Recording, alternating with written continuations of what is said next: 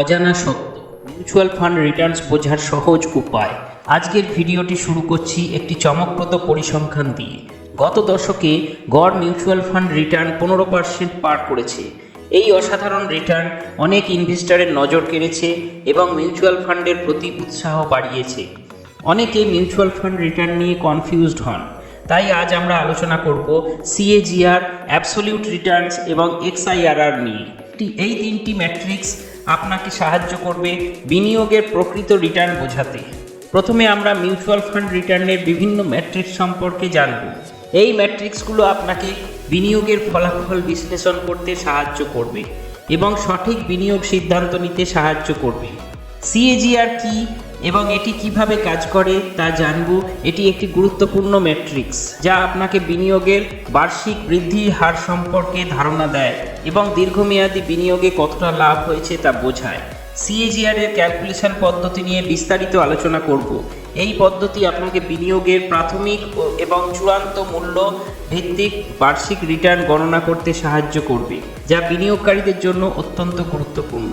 CAGR compound annual growth rate হলো একটি matric যা একটি নির্দিষ্ট সময়ের মধ্যে একটি বিনিয়োগের গড় বার্ষিক বৃদ্ধির হার প্রদর্শন করে।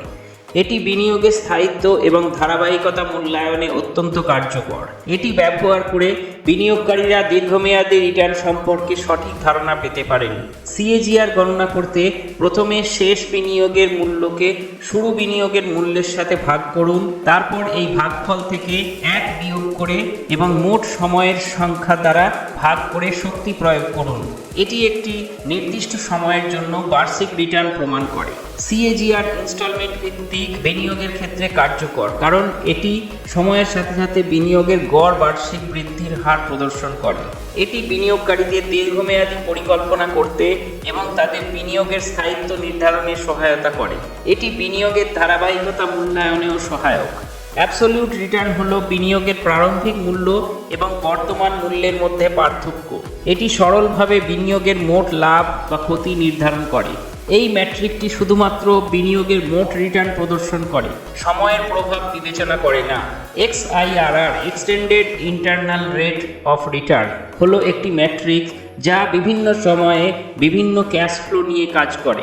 এটি বিনিয়োগের মোট রিটার্ন নির্ধারণে সহায়ক এবং বিভিন্ন সময়ের ক্যাশ ফ্লো বিবেচনা করে। এটি বিনিয়োগকারীদের বিভিন্ন সময়ে বিনিয়োগের ফলাফল মূল্যায়নে সহায়তা করে।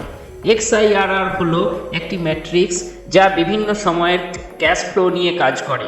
এটি মূলত সেই সময়ের জন্য রিটার্ন পরিমাপ করে যখন ইনভেস্টমেন্টের সময় এবং পরিমাণ বিভিন্ন হয়। এই ম্যাট্রিক্সটি ইনভেস্টরদের প্রকৃত রিটার্ন জানার জন্য অত্যন্ত কার্যকর। এক্সআইআরআর ক্যালকুলেশন পদ্ধতিটি একটু জটিল হলেও এটি অত্যন্ত নির্ভুল। এটি মূলত একটি ইন্টারনাল রেট অফ রিটার্ন যা বিভিন্ন সময়ে করা ইনভেস্টমেন্টের উপর ভিত্তি করে গণনা করা হয়। এক্সেল বা বিভিন্ন ফাইন্যান্সিয়াল টুলস দিয়ে এটি সহজে করা যায়। এক্সআইআরআর কিভাবে বিভিন্ন সময়ের ক্যাশ ফ্লো নিয়ে কার্যকর তা ব্যাখ্যা করা যায়। এটি ইনভেস্টমেন্টের সময় এবং পরিমাণ অনুযায়ী প্রকৃত রিটার্ন প্রদান করে, ফলে ইনভেস্টররা তাদের ইনভেস্টমেন্টের প্রকৃত মান জানতে পারেন এবং সঠিক সিদ্ধান্ত নিতে পারেন।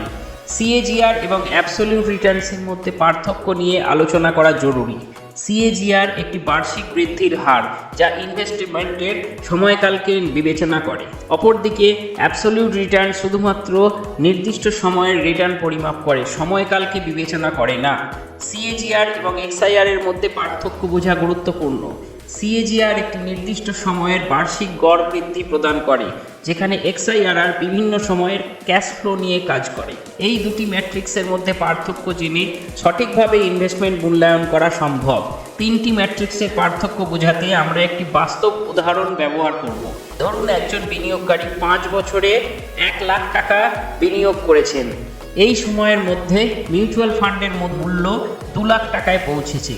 এই উদাহরণে সিএজিআর, অ্যাবসলিউট রিটার্নস এবং এক্সআইআরআর এর হিসেব করা হবে। প্রথম সিএজিআর গণনা করা হবে যা বার্ষিক বৃদ্ধির হার দেখায়। এরপর অ্যাবসলিউট রিটার্নস গণনা করা হবে, যা মোট বৃদ্ধির হার পার্সেন্টেজে প্রকাশ করে। XIRR গণনা করা হবে বিভিন্ন সময়ের ক্যাশ ফ্লো অনুযায়ী। উদাহরণটির মাধ্যমে এই ম্যাট্রিক্সগুলির পার্থক্য এবং কার্যকারিতা স্পষ্ট হবে। কার্যকর বিনিয়োগ সিদ্ধান্ত নেওয়ার জন্য এই ম্যাট্রিক্সগুলি বোঝা অত্যন্ত গুরুত্বপূর্ণ। বিভিন্ন পরিস্থিতিতে কোনো ম্যাট্রিক্স সবচেয়ে কার্যকর তা আলোচনা করা হবে, যেমন দীর্ঘমেয়াদী বিনিয়োগের জন্য CAGR কার্যকর হতে পারে। অন্যদিকে নির্দিষ্ট সময়ের মধ্যে ক্যাশ ফ্লো বিশ্লেষণের জন্য XIRR বেশি উপযোগী হতে পারে। মিউচুয়াল ফান্ড রিটার্ন মাপার সময় সাধারণ ভুলগুলি নিয়ে আলোচনা করা হবে। অনেকেই সঠিক ম্যাট্রিক্স নির্বাচন না করার কারণে ভুল সিদ্ধান্ত নেন, তাই সঠিকভাবে ম্যাট্রিক্সগুলি বুঝে এবং প্রয়োগ করে বিনিয়োগ করার পরামর্শ দেওয়া হবে। মিউচুয়াল ফান্ড রিটার্ন ম্যাট্রিক্স বুঝতে হলে আপনার বিনিয়োগের বিভিন্ন দিক সম্পর্কে সচেতন থাকা জরুরি।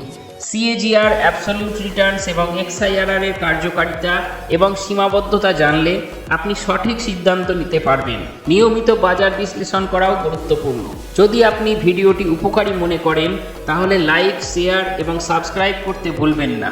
আপনার মতামত আমাদের জানাতে কমেন্ট করুন এবং পরবর্তী বিষয় সম্পর্কে আপনার আগ্রহ জানাবেন। ধন্যবাদ আমাদের সাথে থাকার জন্য।